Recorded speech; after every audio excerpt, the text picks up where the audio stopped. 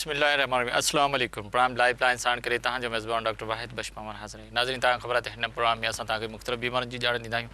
मुख़्तलिफ़ महिमान हिते डॉक्टर ईंदा आहिनि जेके उन बीमारी बाबति तव्हांखे कंप्लीट ॼाण ॾियनि। अॼु जेका असां ॻाल्हि ॿोल कंदासीं उहा कंदासीं मायोकार्डियल इन्फेक्शन। इहा हिकिड़ी दिलि जी बीमारी आहे जंहिंखे असां दिलि जो दौरो बि चई सघूं था या हार्ट अटैक बि चई सघूं था।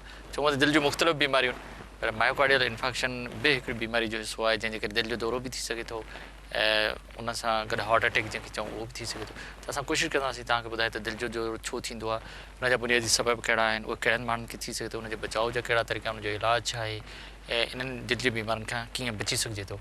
ऐं तव्हां बि फ़ोन करे कंहिंखे बि जेकॾहिं का दिलि जी तकलीफ़ हुजे या दिलि जी बीमारियुनि बाबति को सुवाल हुजे त असांजे महिमान खां को बि सुवाल करे सघे थो। हाइपरटेंशन, ब्लड प्रेशर ते बि को सुवाल पुछी सघो था, शुगर जी बीमारी ते बि को सुवाल पुछी सघो था या दिलि जी बीमारियुनि बाबति को बि सुवाल पुछी सघो था। पर जॾहिं तव्हां फ़ोन करियो त महिरबानी करे पंहिंजी टीवी जो आवाज़ु घटि रखो जीअं तव्हांजो आवाज़ु असां ताईं आराम सां पहुची सघे। असांजो महिमान डॉक्टर तव्हांखे उनजो मुकमल ऐं कंप्लीट जवाबु ॾिए। अॼु असांजो मौज़ू आहे दिलि जो दौरो या मायोकार्डियल इन्फेक्शन। हिन सिलसिले में अॼु असां सां गॾु जेको महिमान आहे उहो आहे डॉक्टर ग़ुलाम अकबर मेमण, जेके पाण दिलि जी बीमारियुनि जा माहिर आहिनि।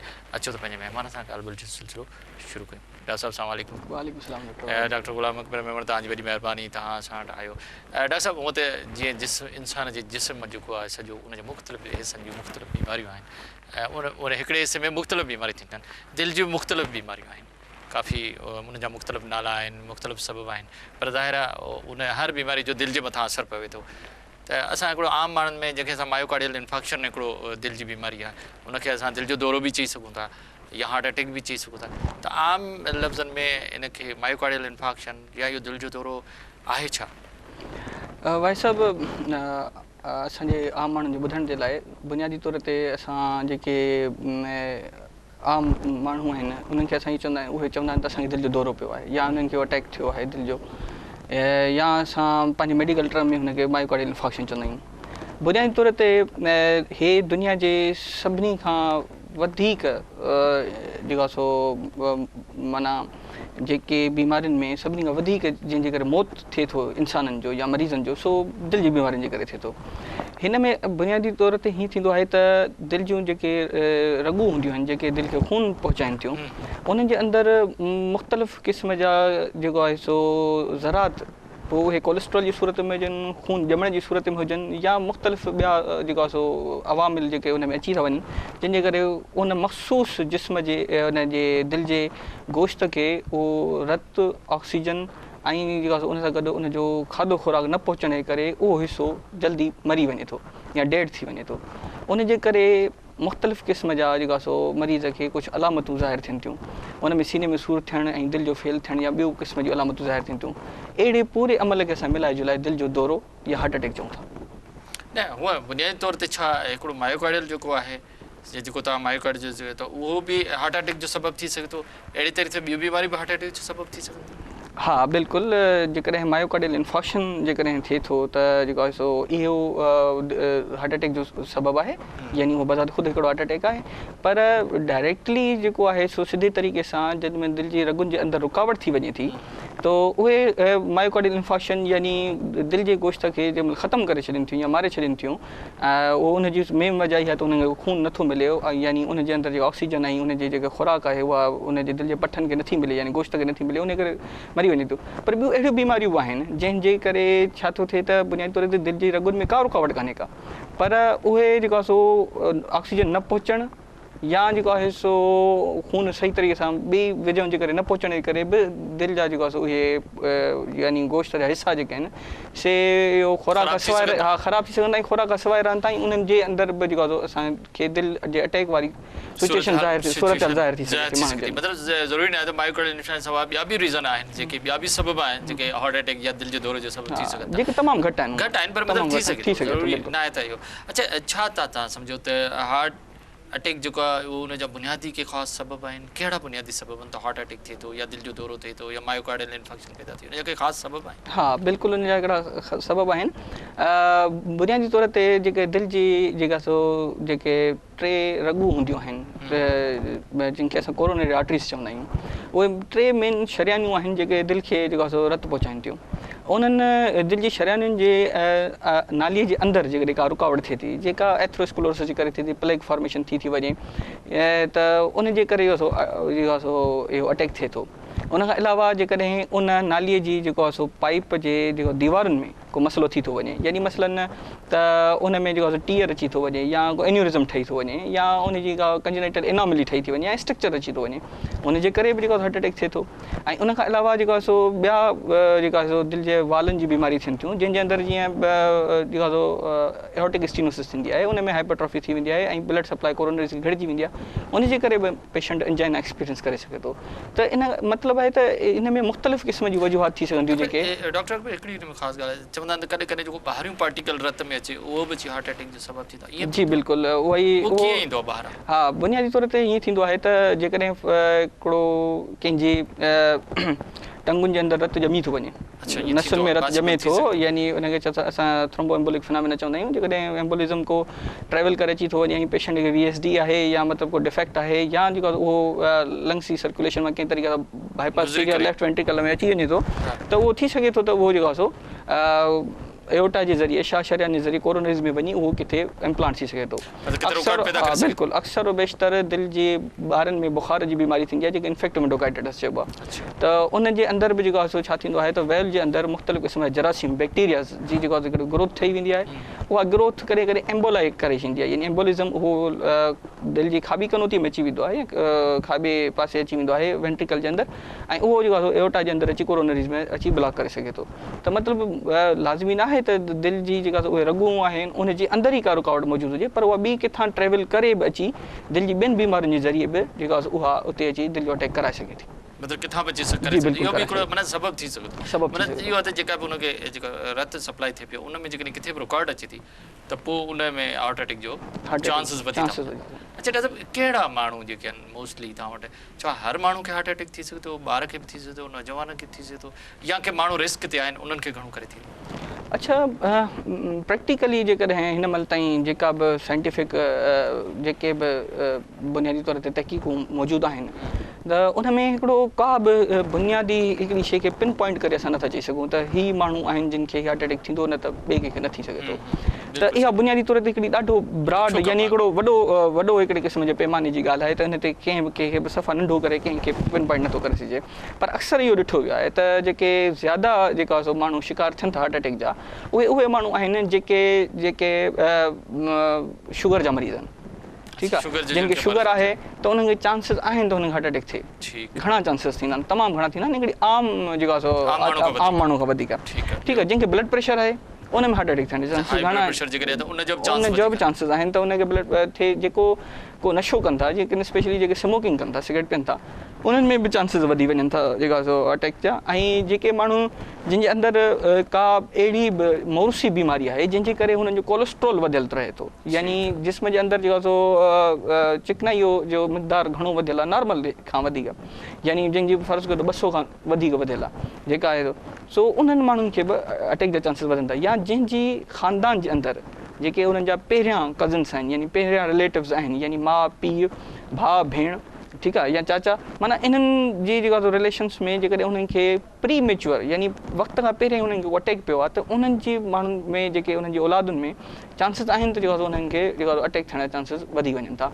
ऐं उन खां अलावा जेको आहे सो जेके माना असां ही अहिड़ा फैक्टर्स आहिनि जेके तमामु स्ट्रॉन्ग।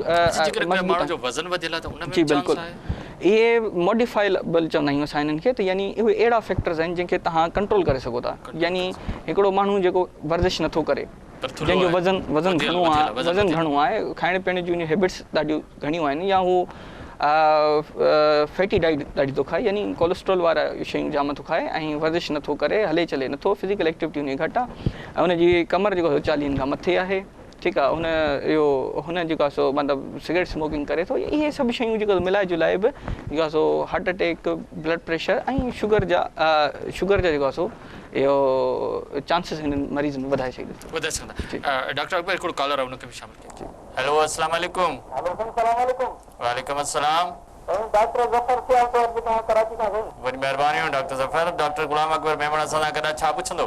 जी साईं खां ॿ सवाल पुछणा आहिनि। जी जी साईं खां सवाल पुछणो आहे त मेडिकल टर्म में आर्टर फिब्रिलेशन जी बीमारी थींदी आहे, पर आम माण्हू जे लाइ जेका दिलि जी धड़कन तेज़ थी वेंदी आहे त उन में ICU में हुनजा आर्टर फिब्रिलेशन जो जेका जो स्टार्ट थींदा आहिनि त अगरि ॿारहड़ी में कंहिंखे थी वञे त उनजो इलाज साईं ॿुधाए थो छा करिणो थिए ॿारहड़ी में। ऐं ॿियो साईं खां पुछणो अगरि कंहिंखे हार्ट अटैक थिए ॿारहड़ी में पेट में वेठो आहे त प्रिवेंटिव मेजर या इमरजेंसी कहिड़ी जेका ट्रीटमेंट या छा करे जेको श्योर था थिए उनजा लोकल डॉक्टर या उन मरीज़ खे छा एहतियात करणु खपे या छा ट्रीटमेंट इमरजेंसी करणु खपे जो जेकर सेफली शहर में पहुचे। ये ॿ साईं खां सवाल पुछणा आहे। ठीकु आहे, वॾी महिरबानी डॉक्टर ज़फ़र, तव्हांजी वॾी महिरबानी। तव्हां डॉक्टर साहब सवाल सम्झो पहिरियों सवाल? हा, पहिरें सवाल जेसीं ताईं मां सम्झी सघां डॉक्टर ज़फ़र सियाल थोरो आवाज़ सही न हा पियो। बिल्कुलु हा, मूंखे बि थोरी परेशानी थिए पई, पर मां पहिरियों जेको सवाल सम्झी सघियुसि डॉक्टर ज़फ़र सियाल साहिब जो, त उन्हनि चयो त जेकॾहिं कंहिं माण्हू खे जेकॾहिं दिलि जी धड़कन वधी थी वञे या ॾेको थिए थो त उन कैफ़ियत में माना मरीज़ खे छा करणु खपे या उन छाजे करे थिए थो या छा थियणु खपे, छा करणु खपे। अच्छा, ॿियो उन्हनि जो सवाल जो हिसो इहो हो त जेकॾहिं कंहिं मरीज़ खे जेको अटैक थिए थो ॻोठनि जी साइड ते, त हू पंहिंजो जेकॾहिं हिकु डॉक्टर खे हू कंहिं जेको वेझो ई डॉक्टर हुन बहिराड़ी जो जेकॾहिं उनखे हू विज़िट करे थो यानी उन ॾे वञे थो त पोइ उते हू कहिड़ा कहिड़ा जेका पंहिंजा बचाव जा मेयर्स वठी सघे थो, यानी कहिड़ा कहिड़ा बचाव जा तरीक़ा आहिनि। सो सवाल त ॿई तमामु सुठा आहिनि ऐं आम ॿुधण वारे जे लाइ तमामु घणा कम जा आहिनि।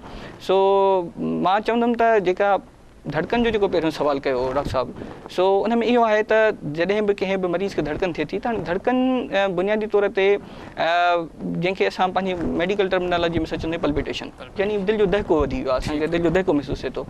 सो दिलि जो दहिको अक्सर जेको आम बेशितर जेको आम फ़हम में जेके असांजा आम माण्हू सम्झनि था त दिलि जो दहिको जो मतिलबु इहो आहे त दिलि जी रफ़्तार घणी वधी वई आहे असांजी, ठीकु आहे। त दिलि जी रफ़्तार वधी वई आहे त जेकॾहिं आम लिहाज़ खां जेकॾहिं को बि माण्हू जंहिंजी दिलि जी रफ़्तार वधे थी या हू महसूसु करे थो मुंहिंजी दिलि जी धड़कन वधी वई आहे, त दिलि जी धड़कन वधण जा ॿ वजूहात आहिनि। हिकिड़ी त वजह इहा आहे त उनजी जेका सो दिलि जी नब्ज़ वधी वञे यानी रेट वधी वञे दिलि जो। ॿी वजह इहा त दिलि जो रेट घटिजी बि वेंदो आहे तब दिलि जी धड़कन महसूसु थींदी आहे। शायदि इहा आम तौर ते माण्हू ख़बर न हुजे त उहा दिलि जी धड़कन घटिजी वेंदी आहे तब उनखे बि पैल्पिटेशन थोरो ॿुधाए सघो ॿिनि तरीक़े सां। हिकिड़ो पैथोलॉजी जे करे हुजे का बीमारी हुजे तॾहिं दिलि जी धड़कन वधे, पर फिजियोलॉजिकली बि दिलि जी धड़कन वधे कंहिं ख़ौफ़ जे करे, कंहिं कमकार जे करे, कंहिं वर्ज़िश जे करे बि। त पैथोलॉजिकली जेकॾहिं का दिलि जी धड़कन वधे थी त उन मरीज़ खे फौरन छा करणु? अच्छा, सभिनी खां पहिरियां जेकॾहिं हा बिल्कुलु हा उहा ई ॻाल्हि आहे न, त जेकॾहिं मरीज़ सम्झे थो त हिनजी दिलि जी धड़कन वधियल आहे ऐं हू उन ॻाल्हि खे घणो महसूसु करे थो, हा, छाकाणि हिकिड़े आम लिहाज़ खां, छाकाणि असां जॾहिं खां नंढा थी वॾा थिया आहियूं त असां ॿिनि ॻाल्हि खे सम्झी चुका आहियूं त जेॾी महिल को ठका जो आवाज़ु थींदो असांजी दिलि जी धड़कन वधी वेंदी, या को ट्रक अॻियां ईंदी, बस अॻियां ईंदी, धमाको थींदो त असांजी दिलि जी धड़कन वधी वेंदी। त इहो फिजियोलॉजिकल प्रोसेस आहे, इन में हर को यूज़ टू आहे, हर को इन ॻाल्हि खे सम्झे थो आम तौर ते।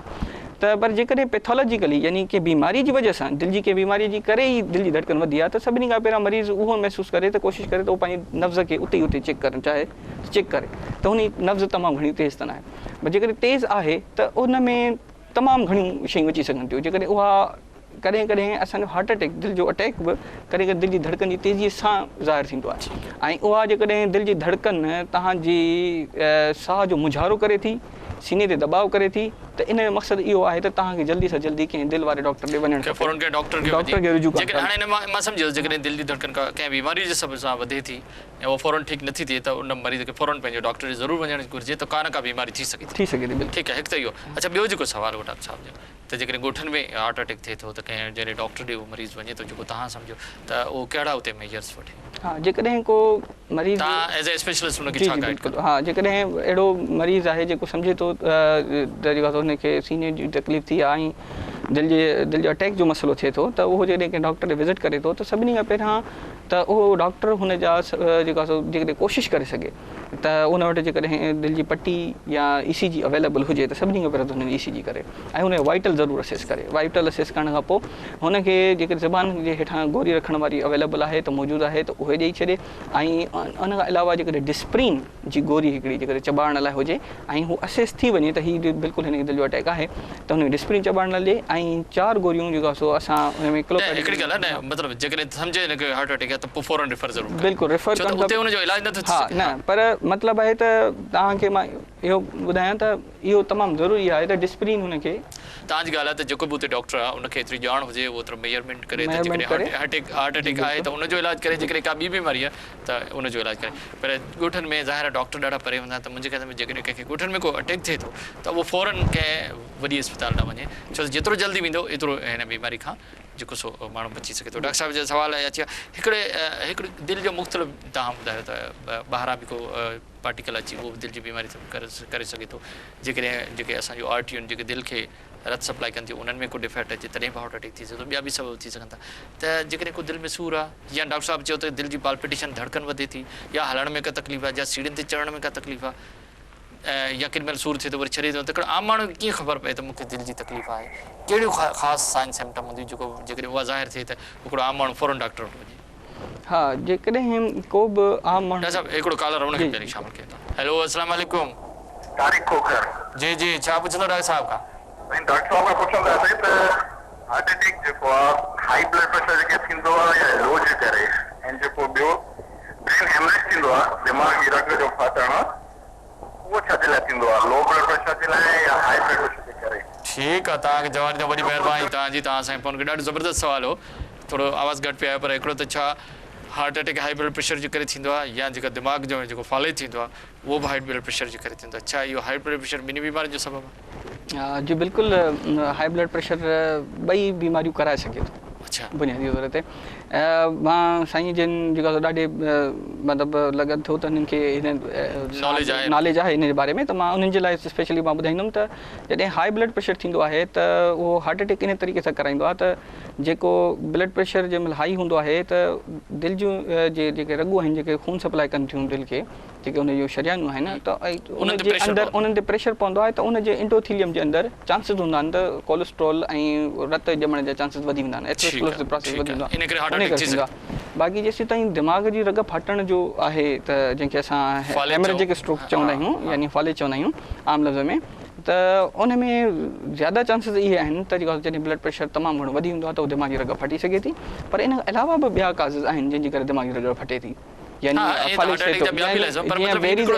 हा बिल्कुलु हिकिड़ो सबबु आहे हा जंहिंमें बेरीज़ एन्यूरिज़म थिए थो, जंहिंजे करे जेको आहे सो दिमाग़ी रग फाटी पवंदी आहे, पोइ भले ब्लड प्रेशर एतिरो हाई बि न हुजे वरी बि उहो कराए सघे थो। या कुझु अहिड़ा आहिनि जंहिंमें दिमाग़ जी रगूं जेको आहे सो तमामु सनियूं थी वेंदियूं आहिनि, जंहिंमें हुनजा प्रोटीन्स टुटणु शुरू थींदा आहिनि, जीअं माण्हू स्टीरॉइड इस्तेमालु कनि था, या कुझु अहिड़ियूं बीमारियूं आहिनि जेके जिनमें जेको आहे सो इहे रगूं सनियूं थियनि थियूं, उनजे करे थोरो प्रेशर बर्दाश्त न करे सघंदियूं ऐं उहो जल्दी सां हाई ब्लड प्रेशर जे करे हार्ट अटैक दिलि जूं बीमारियूं बि थी सघंदियूं, दिमाग़ जूं बीमारियूं बि थी सघंदियूं। डॉक्टर साहिबु तव्हां सां ॻाल्हियुनि जो सिलसिलो जारी आहे ऐं हिनखे अञा इन टॉपिक खे फर्दर जेको सो अॻिते हलाईंदासीं, पर वक़्तु हिकिड़े नंढे वक़्फ़े जो। नाज़रीन वठूं था हिकिड़ो नंढो वक़्तु।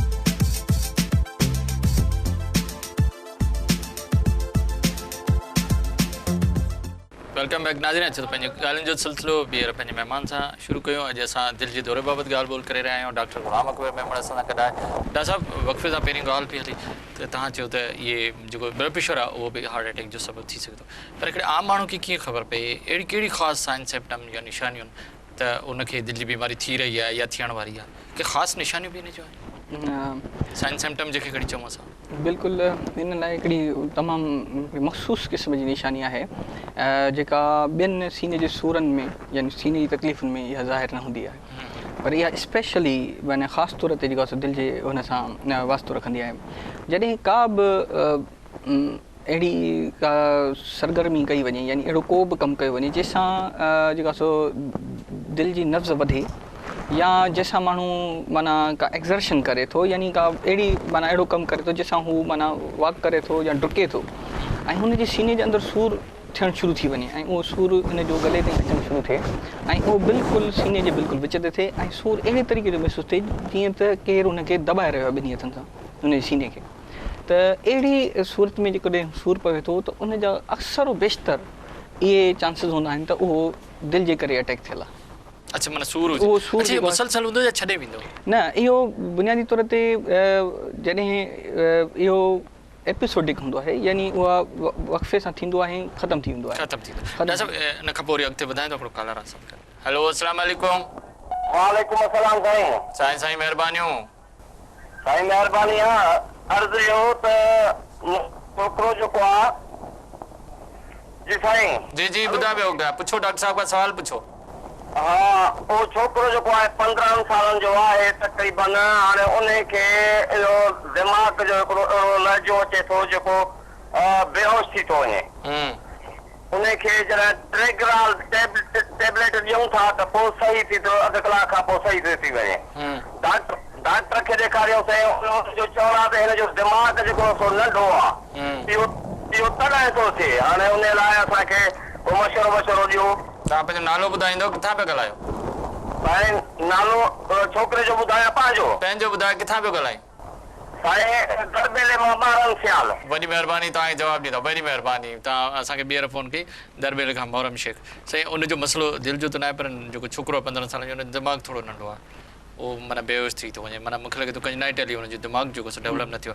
टेग्रोल मुंहिंजे ख़्याल में टेबलेट जो नालो आहे, त उहा खाए थो त पोइ ठीकु थी थो वञे। त इनखे तव्हां छा एडवाइस छा कंदो? हेॾो परे खां फ़ोन कयो, एडवाइस छा कंदो एज़ अ डॉक्टर? हा, मोहरम सियाल खे मां इहो चवंदुमि त सभिनी खां पहिरियां त जेकॾहिं कोशिशि करे त, छाकाणि त एतिरी नंढड़ी ॻाल्हियुनि में असां कंहिं बि बीमारीअ जे बारे में वॾे तरीक़े सां कंहिंखे बि नथा ॿुधाए सघूं। त इन में सभिनी खां बहितरीनु तरीक़ो इहो आहे त कंहिं वॾे शहर में अचे, कंहिं वॾी जॻह ते वॾी अस्पताल में अचे, जिथे हू दिमाग़ जे ॿारनि जे डॉक्टर सां बि मिले। ठीकु आहे। जेको हुनखे वधीक सही तरीक़े सां हुनजी इन्वेस्टिगेशन करे, यानी हुनखे जेको आहे सो माना उन पूरी तशख़ीस करे उन बीमारीअ जे बारे में, ऐं हुन जेको इलाजु पॉसिबल आहे या जेको अवेलेबल हूंदो, उहो पंहिंजे रिसोर्सिस मां जेतिरो थी सघंदो हुनखे वॾी अस्पताल में वॾे दिमाग़ जो डॉक्टर ॾेखारे, उहो जेको इलाजु ॿुधाए उहो हुनजो इलाजु करे। ठीकु आहे डॉक्टर साहब, हिकिड़ो ॿियो बि कॉलर आहे। हेलो अस्सलाम वालेकुम। जी साईं, सखर खां डॉक्टर साहब का छा पुछंदो? साईं मुंहिंजो सवाल आहे डॉक्टर साहब खां, मुंहिंजी सिस्टर आहे, हेलो जी वाल जी तकलीफ़ आहे। डॉक्टर ज़रूर साहब खे ॾेखारियो आहे सखर में, त हो चयो त हिकिड़ो दिलि जो वाल बंदि। तव्हांजी सिस्टर जी उमिरि घणी आहे? 35 साल सर। अच्छा, इहो हाणे थियो आहे या शुरू खां वठी अथसि? साईं हाणे चेकअप करायो, तक़रीबन 2 साल थिया। अच्छा, त हिकिड़ो वाल बंदि आहे? हाँ, वो दवा हले थी कंटिन्यू डॉक्टर ज़रूर साहब। अच्छा, दवा वठो था? हाँ बिल्कुलु कंटिन्यू डॉक्टर ज़रूर साहब, 2 साल थी विया। त हाणे ठीकु आहे या तव्हां कुझु पुछणु चाहियो था हिन में? हेलो, शायदि कॉल ड्रॉप थी वई। डॉक्टर साहब छा सम्झो था हिन जो त 2 सालनि खां तकलीफ़ आहे, उमिरि हुन लेडीज़ जेका 35 साल आहे, पर हिकिड़ो डॉक्टर साहब जो चवणु आहे, उते को डॉक्टर जेको ॾेखारियो सघे, उहो चए त हिकिड़ो हुनजो वाल बंदि आहे। छा इहो वाल बंदि थियणु इहा दिलि जी कहिड़ी बीमारी आहे? हा, बुनियादी तौर ते जेकॾहिं औरतुनि में ऐं हिन एज में जेकॾहिं हुजे त पोस्ट मोनोपॉज़ल एज में असां चवंदा आहियूं वाल बंदि थियणु, कॾहिं कॾहिं दिलि जी रगुनि खे यानी हार्ट अटैक वारी कंडीशन खे वाल बंदि थियणु, पर आम फॉर्म में। पर बुनियादी तौर ते वाल जेको बंदि थियण जो जेकॾहिं कंहिं डॉक्टर चयो आहे हिनखे, त हिन मक़सदु इहो आहे त हा बिल्कुलु, हा, हिन जो दिलि जो वाल जेको दिलि जे 2 खाननि जे विच में जेको रत ॿिन्हिनि खे मिलाए थो ऐं रत हिकिड़े खाने खां ॿिए खाने में अचे थो, उन्हनि जे विच में वाल थींदो आहे, जंहिंखे असां माइटल वेल्व सॾींदा। इन में औरतुनि में ऐं इन ई तक़रीबन एज में, पर हिन खां अर्ली थींदो आहे ऐं उनखे साल थींदा आहिनि, उन खां पोइ हू ज़ाहिर थींदो आहे। सो उनखे असां रोमेटिक हार्ट डिज़ीज़ चवंदा आहियूं। उहो बुनियादी तौर ते हिन में छा हूंदो आहे त जेको वाल जेको सो दिलि जा तंग बि थी सघनि था ऐं तमामु घणा वॾा बि थी सघनि था। पर बंदि वारी कंडीशन आहे, मतिलबु आहे त हिननि खे MS आहे, माइटल स्टेनोसिस आहे, इहा थी सघे थी। त माइटल स्टेनोसिस वारी कंडीशन में थींदो आहे त अक्सर मरीज़ इहो परेशान थींदा आहिनि त या मरीज़ जेके अटेंडेंट जिन साईं जिन हुआ, उन्हनि जा घर वारा जेके हूंदा आहिनि, उहे परेशान हूंदा आहिनि त असांजे मरीज़ जो इलाजु नथो थिए। हा, हिन जो जेको एडवाइस इहो आहे त हीउ सभिनी खां पहिरियां त सही तरीक़े सां हिनखे कंहिं वॾी अस्पताल में वञी, दिलि जी वॾी अस्पताल में वञी ऐं उनजो हिनखे दिलि जो इको कराइणु खपे ऐं हुनखे ख़बर पए त जेको बीमारी आहे कहिड़ी। उन खां पोइ उनजो इलाजु तमामु घणो आसान आहे। हेलो अस्सलाम वालेकुम। साईं वालेकुम सलाम। जी सर, खुशाल साईं। वॾी महिरबानी। केरु साईं? साईं ताके कोनेरी खां हुसैन अली जांजू थो ॻाल्हायां। वॾी महिरबानी हुसैन अली, छा पुछंदो डॉक्टर साहब खां? साईं डॉक्टर साहब खां थियो त जो ही जेको ब्लड प्रेशर हाई थियो थो सर, हा, इहो मुंहिंजा साइड इफेक्ट तव्हां ॿुधाया सर, पहिरीं हिकिड़े कॉलर खे तव्हां ॿुधाया सर।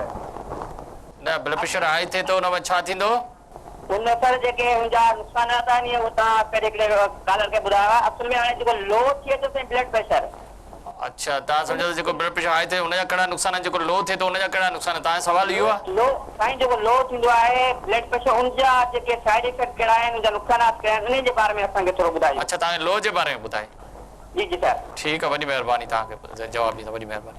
डॉक्टर साहब वो चवंदो त हाई ब्लड प्रेशर जो त तव्हां ॿुधायो था हार्ट अटैक बि थी सघे थो दिमाग़ जूं बीमारी बि थी सघनि थियूं ॿी बीमारी पर जेकॾहिं कंहिंजो ब्लड प्रेशर लो रहे थो त उनखे कहिड़ियूं तकलीफ़ थी सघंदियूं हा जेकॾहिं थोरो अहम सवाल आहे पंहिंजो हाँ, छो त लो बिल्कुलु, ॾे असांजी तवज घटि हूंदी न, आहे बिल्कुलु लो बि सही कंहिं ॻाल्हि सबब जे करे रही सघे जॾहिं लो मतिलबु घटि रहे, नॉर्मल खां घटि रहे। घटि रहे ऐं जेका उहो जेकॾहिं हुनजे बर्दाश्त ताईं आहे मरीज़ हली चली सघे थो ऐं उहो बेहोश नथो थिए बिस्तरे ते नथो किरे त पोइ जेको हुननि जे टर्मिनोलॉजी जे हिसाब सां उहो लो न चइबो अच्छा उहो लो उहो लो न चइबो छो त उहो मरीज़ हले थो बर्दाश्त करे थो हिन मक़सद त हिन में लो न आहे हा जेकॾहिं लो थिए थो एतिरो ब्लड प्रेशर लो थिए थो माण्हू बेहोश थिए थो त छा थींदो सभिनी खां पहिरियों दिमाग़ रत न वेंदो सभिनी खां पहिरियों दिमाग़ जा कुझु हिसा जेका आहे उहे मरी सघनि था ख़तमु थी सघनि था ऐं उनखां पोइ दिलि जी नसुनि ते रत न वेंदो दिलि खे माना दिलि खे नुक़सानु थींदो गुर्दनि ते तरफ़ रत न वेंदो गुर्दा फेल थींदा त जिस्म जे जंहिं उज़वे तरफ़ रत न वेंदो ऐं उन ई तरफ़ छाकाणि लो थियण जो मतिलबु इहो आहे त ब्लड प्रेशर ब्लड खून जो वहिकिरो जेको आहे ॿियनि उज़वनि जी तरफ़ नथो वञे जॾहिं जंहिं उज़वे जी तरफ़ उहो न वेंदो उन उज़वे जी तरफ़ जेको आहे सो छा थींदा आहिनि त उनजो नुक़सानु थी सघे थो उन उज़वे खे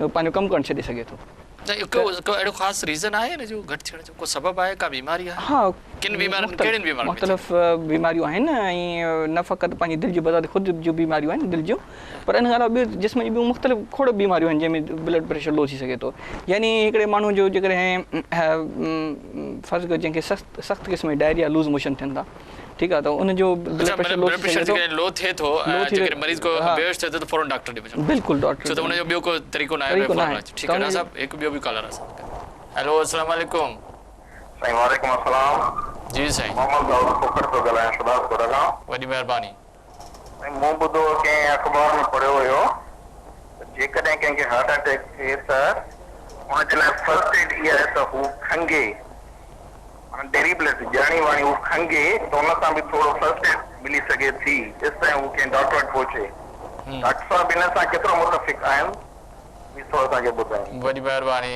ॾाढो ज़बरदस्त सवाल आहे तव्हांखे जवाबु ॾींदा ॾाढो ज़बरदस्त सवाल हो त जेकॾहिं कंहिंखे हार्ट अटैक फौरन थिए त उहो ॼाणी वाणी खंघे खंघि थियण सां पोइ हुनजो हार्ट अटैक में कमी अची सघे थी तव्हां केतिरो मुतफ़िक़ आहे साइंस केतिरी ॻाल्हि थी चए त इहा ॻाल्हि सही आहे हुजे त मां कंहिं अख़बार में पढ़ियो आहे जी साइंस छा थी चए बुनियादी तौर ते त साइंस इन बारे में जेको आहे सो अञा ताईं ज़रूरु रिसर्च में आहे बाक़ी हिन शयुनि खे ज़ाहिर न कई आहे पर मुंहिंजो जेको पंहिंजे डॉक्टर जो इल्मु आहे जेको मूंखे ॿुधाए थो त खंघण सां छा थींदो आहे त असांजो हिकिड़ो सिस्टम हूंदो आहे नर्वस सिस्टम जो हिसो हूंदो आहे जंहिंखे पैरासिम्पैथेटिक नर्वस सिस्टम चवंदा आहियूं पैरासिम्पैथेटिक नर्वस सिस्टम जॾहिं सिम्पैथेटिक डोमिनेंट थींदो आहे ठीकु आहे त उन में छा थींदो आहे त उन में छा थींदो दिलि जो रफ़्तार तेज़ वधंदी आहे ब्लड प्रेशर वधंदो आहे त उन जे करे छा थींदो दिलि जी जो खून जी जो डिमांड वधी वेंदी आहे घुर्ज वधंदी आहे उन करे अटैक जी सिवियरिटी यानी शिदत वधणु शुरू थींदी आहे जंहिंमें तव्हां खंघो था त खंघंदो आहे त तव्हांखे रिलैक्स थियणो पवंदो आहे ऐं तव्हांजो पैरासिम्पैथेटिक नर्वस सिस्टम छा कंदो आहे त उहो सिम्पैथेटिक नर्वस सिस्टम काउंटर करे बंदि कंदो आहे बंदि करण सां छा थींदो आहे त हू जेको आहे हुनजो हार्ट जो रेट घटाईंदो आहे त उन सां थोरा चांसिस आहिनि त तव्हां हिकिड़ो चई सघो था त हू कंहिं लेवल ते हुनखे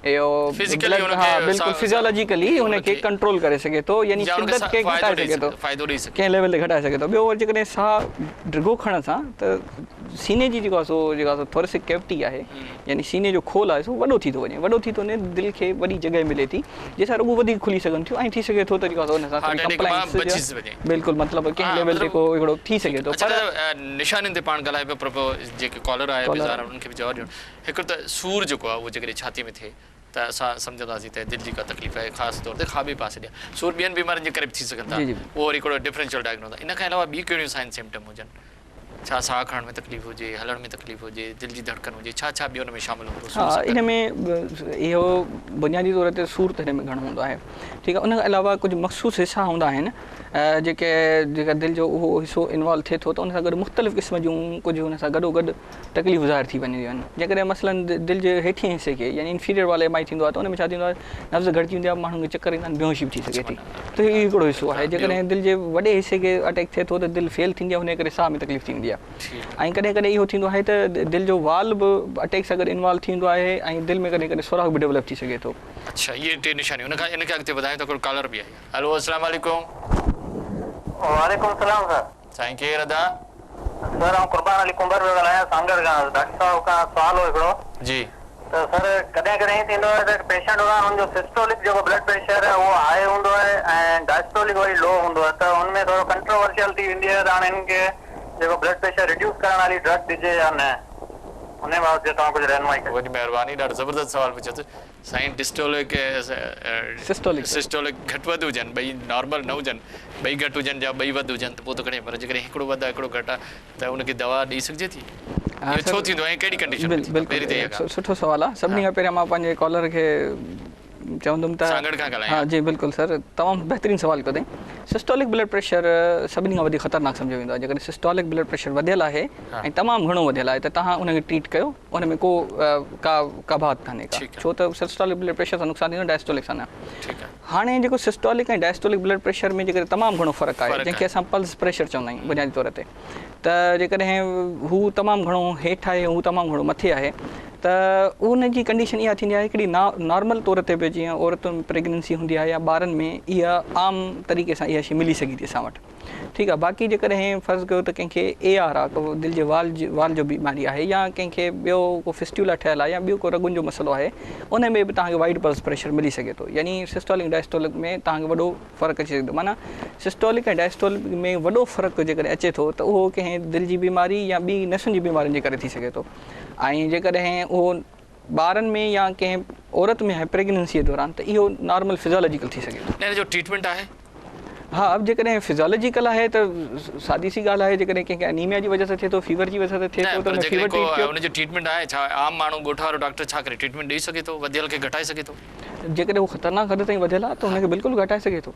पर जेकॾहिं नॉर्मल आहे त जेकॾहिं नॉर्मल आहे त हुनखे हथु लाइण जी ज़रूरत न आहे। मतिलबु आहे कंहिं दिलि जे डॉक्टर ॾे मोकिलणु खपे। डॉक्टर साहिब, टाइम बि ख़तमु थियण वारो आहे। साइन सिम्टम तव्हां ॿुधायो पई त सूर बि थींदो आहे, सेको बि थींदो आहे, दिलि जी धड़कन बि वधे थी, ॿी का साइन?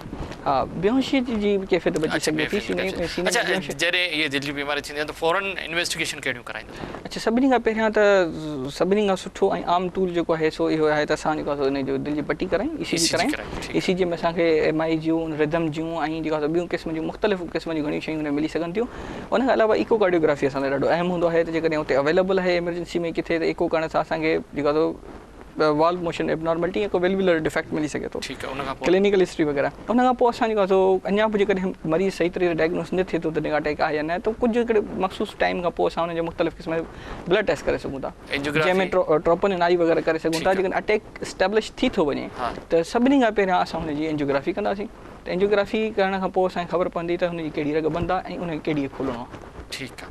अच्छा, जेकॾहिं इहे सभु थी वञनि त छा सिर्फ़ु दवाउनि जे ज़रिए ठीकु कंदो या हुनजो सर्जरी कंदो, ऑपरेशन कंदो? इलाज जा ॿई तरीक़ा आहिनि या हिकिड़ो? उहो ॿिनि शयुनि ते, ॿिनि ॻाल्हियुनि ते डिपेंड कंदो आहे, दारोमदार रखंदो त हिकिड़ो मरीज़ जी कंडीशन ते, ऐं ॿियो हूंदो आहे त एंजियोग्राफी रिपोर्ट ते। त मरीज़ जी अहिड़ी कंडीशन आहे जंहिंमें इहो महसूसु थिए थो त मरीज़ खे सूर थींदो थो रहे ऐं एंजाइना अञा हले वेठी, यानी दिलि जो दौरो उन ते हले वेठो। जे हले वेठो त पोइ असांखे वधि में वधि कोशिशि इहा करणी पवंदी आहे त हुनजी रगूं खोलियूं असां। त उहे जेकॾहिं उन्हनि जो जेको रगुनि जो अहिड़ी क़िस्म जी सेटअप आहे, यानी अहिड़ो सेटअप आहे जेको असां आसानी सां एंजियोप्लास्टी ज़रिए खोली सघूं था, त असां एंजियोप्लास्टी खोली सघूं था। न त असां बाईपास ते हलिया वेंदा आहियूं। पर जेकॾहिं उहो ॿिन्ही लाइ फीज़ेबल कोन्हे, यानी ॿिन्ही जे लाइ हू क़ाबिल क़बूल न आहे, त न हुनजी एंजियोप्लास्टी थी सघे थी, न को हुनजी जेका बाईपास थी सघे थो, यानी ॿिन्ही लाइ पोइ असां हुनखे दवाउनि ते। ख़तमु थियणो, मैसेज छा हूंदो डॉक्टर गुलाम, पैगाम छा हूंदो तव्हांजो? मुंहिंजो बुनियादी तौर ते पैगाम इहो आहे त सभिनी ॿुधण वारनि लाइ, ऐं बुनियादी तौर ते जेके बि असांजे अंदरूनी सिंध में जेके माण्हू रहनि था, इवन शुमा शहरनि में जेके असांजा माण्हू रहनि था, त असांजे माहौल में, असांजे माण्हुनि में अञा ताईं उहा तइलीम जो सम्झ उन सिहत जे लिहाज़ खां अञा ताईं न आई आहे। ज़्यादा से ज़्यादा वर्जिश कनि, ज़्यादा से ज़्यादा पाण कमु कनि, ज़्यादा से ज़्यादा जेको आहे सो पैदल हलनि, ऐं वधि में वधि फ्रूट ऐं सब्जियूं खाइनि, गिह वारी शयुनि खां, गोश्त वारी शयुनि खां वधि में वधि पासो कनि, ऐं कोशिशि कनि त नशे खां जेतिरो परे भॼी सघनि ओतिरो परे भॼनि। ईअं करण सां हू पंहिंजी ज़िंदगीअ जा घटि में 30 खां 40 साल वधाए सघनि। वॾी महिरबानी डॉक्टर गुलाम अकबर, तव्हांजी वॾी महिरबानी। तव्हां सां नाज़रीन, डॉक्टर गुलाम अकबर मेमण असां सां गॾु ॾाढी ज़बरदस्त दिलि जी बीमारियुनि बाबति ॼाणंदा आहिनि। ॾाढो आख़िर में ॾाढो हुनजो मैसेज मूंखे ॾाढो सुठो लॻो त जेकॾहिं असां वर्जिश कयूं, खाधनि पीतनि जेको असां खाऊं पीऊं था उन में एहतियात कयूं, बहितर ऐं सुठो खाधो इस्तेमालु कयूं, ऐं नशे खां, चिकनाई खां, ॿियनि शयुनि खां जेकॾहिं बचंदा रहूं त असांजी दिलि जी बीमारियुनि खां बची सघूं था, पर ॿियनि काफ़ी मर्ज़नि खां बची सघूं था। तंहिंजे करे जेकॾहिं डॉक्टर साहिब जी ॻाल्हियुनि इन्हनि ॻाल्हियुनि ते असां अमल कयो त असां बहितर ऐं सुठी ज़िंदगी गुज़ारे सघूं था। इन ते प्रोग्राम लाइफ लाइन जो वक़्तु पूरो थियो। पंहिंजे मेज़बान डॉक्टर वाहिद बशपावर खे इजाज़त ॾींदा। अल्लाह हाफ़िज़।